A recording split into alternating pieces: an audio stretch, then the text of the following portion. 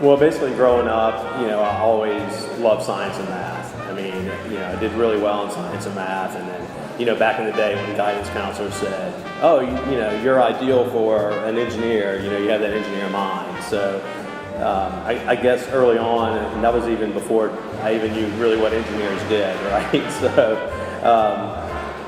just really started looking into it and just kind of what my interests were at the time, like electronics. And I just, I said, well, I'm going to do electrical engineering. Heard all the horror stories about owning a restaurant. Restaurants are the worst business in the world. It's the hardest business to run. What are you doing? My banker, he's like, you're crazy. He's like, you're taking this shell and you're going to put a restaurant here?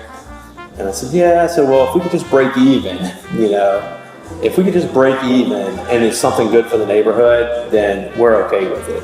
And the neighborhood really needed something after Katrina, kind of a community gathering place. Within 2 months, we'd really outgrown the restaurant space that we were in. Like we had hour-long waits on the weekends, and we didn't know where all the people were coming from. They were actually traveling from Metairie, the West Bank. Word of mouth gets out in New Orleans, and so we said, wow, this is really nice. Like, this is not only going to be a break even, hopefully this is going to be a nice venture that, we're going to make money in this.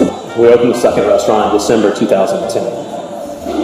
And, within 4 or 5 months, kind of the same deal. It was like, where are all these people coming from? It's just a crowd of people. And, to this day, that location is still the busiest location, out of the 6 that we have. But it's, kind of in the heart of downtown, tourists, a block from the casino, just ideal location. One of my 5-year goals was to actually open in another region. So not only be in New Orleans, but okay, can we now recreate this concept that we've created?